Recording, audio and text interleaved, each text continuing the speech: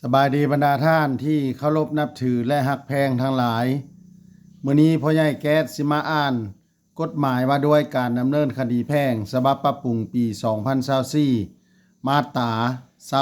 22ขอบเขตการพิจารณาคำร้องฟ้องหรือคำร้องขอคณะศาลต้องนำเอาคำร้องฟ้องคำฟ้องแย้งของโจทก์จำเลยหรือบุคคลที่3หรือคำร้องขอมาพิจารณาปัญหาใดที่โจทก์จำเลยหรือบุคคลที่3บ่ได้ร้องฟ้องแย้งหรือร้องขอนั้น